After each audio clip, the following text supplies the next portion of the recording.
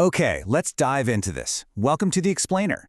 Today, we're tracking one of the most high-stakes, epic races in human history, the final sprint to eradicate polio from the face of the Earth.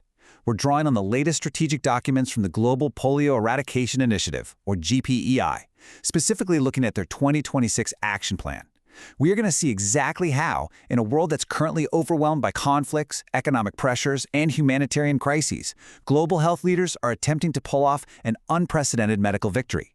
It's a story of incredible logistics, microscopic enemies, and just breathtaking human resilience.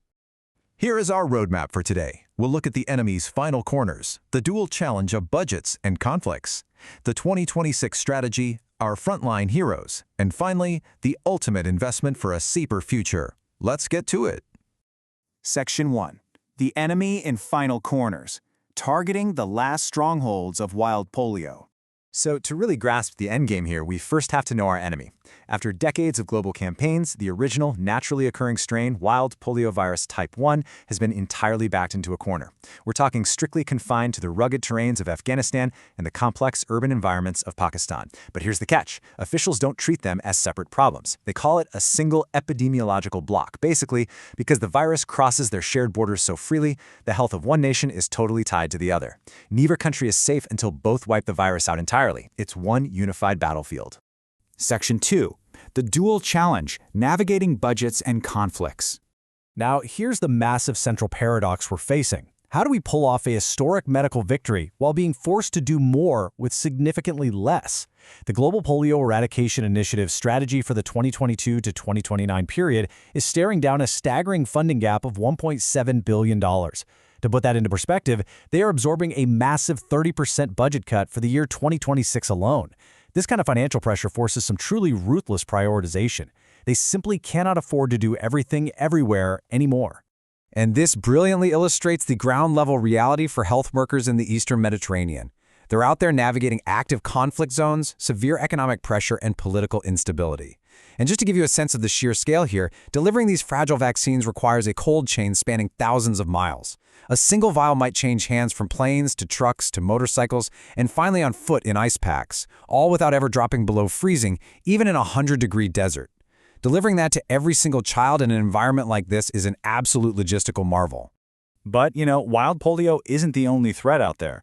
Variant poliovirus persists across South and Central Africa, the Lake Chad Basin, and the Horn of Africa as a moving target.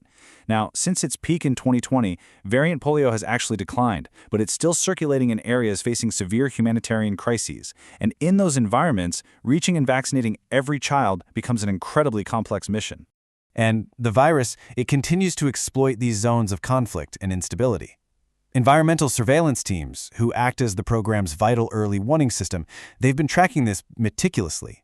Recently, they detected the variant poliovirus in wastewater samples in areas like Yemen, Sudan, and critically in Khan Yunis and Deir al-Balah in Gaza.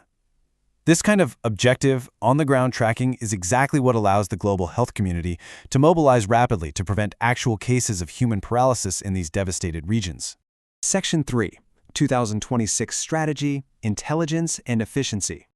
With less money and harder targets, the initiative is pivoting. They're moving away from broad global campaigns and leaning hard into localized intelligence. Let's look at how this plays out in that endemic block we talked about. In Afghanistan, the focus is on a strict house-to-house vaccination model, using what they call pluses committees to provide specific community incentives. Compare that to Pakistan, where they're deploying COM-VI. That's a community vaccination initiative using highly trusted local members to reach hesitant families. Plus, they're using a really fascinating medical innovation called FIPV. Okay, we have to talk about FIPV because it's absolutely brilliant. It stands for Fractional Inactivated Poliovirus Vaccine. Basically, by carefully administering just 1/5 of a standard vaccine dose, health workers can provide the exact same level of immunity to children up to 15 years old. It perfectly solves that paradox we mentioned earlier. It stretches the vaccine supply, saves immense costs, and closes immunity gaps, all without sacrificing an ounce of safety or efficacy. It is literally doing more with less brought to life. Now, what's really interesting about this data is the exact financial surgery being performed to handle that 30% overall budget cut. In endemic zones, an 18% cut is mitigated by subnational innovations and integrating with broader health programs. Outbreak response takes a 26% hit, so they're shifting to highly targeted sub-campaigns. The deepest cuts, though, they hit non-endemic surveillance and core functions, forcing a reduction in international consultants in favor of localizing the workforce. It's honestly a masterclass in calculated risk management. And to make sure they don't lose their agile edge amidst all these cuts, the GPEI has created the Innovation Fund. This is a highly targeted $1.5 million budget line. Its entire purpose is to allow country teams to apply for grants to test out-of-the-box, creative, localized solutions where traditional infrastructure just completely fails. If an idea proves cost-effective and scalable in reaching kids in conflict zones, this fund brings it to life. Section 4. Frontline Heroes, the women leading the charge. Now, it is absolutely crucial to remember that all these sweeping strategies mean literally nothing without the thousands of female frontline workers who form the backbone of this whole effort. The sources are crystal clear on this. Supporting these women is non-negotiable. Through initiatives like the Listening Project, they're driving field-based solutions, like figuring out how to better engage families who refuse the vaccine.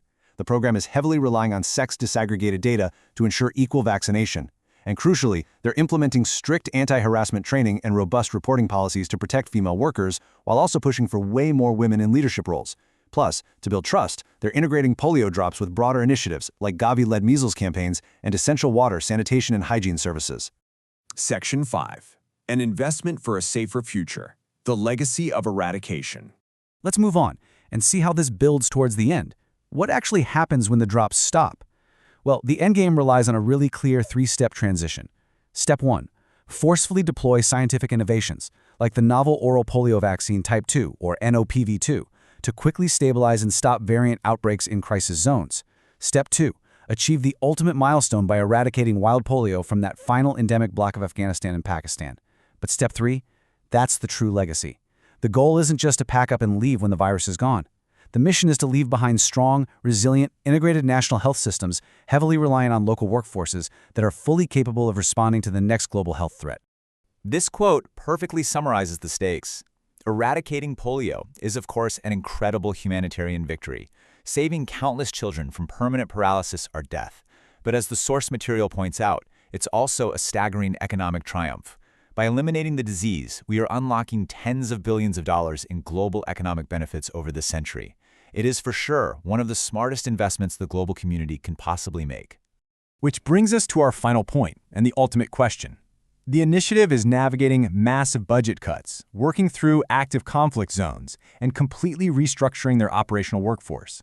But with incredible scientific advancements, highly targeted local intelligence, and the sheer bravery of frontline workers, the finish line is genuinely in sight. So I want to leave you with this provocative thought.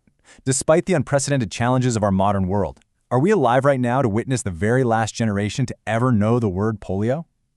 Thanks for exploring this explainer with me today, and keep learning.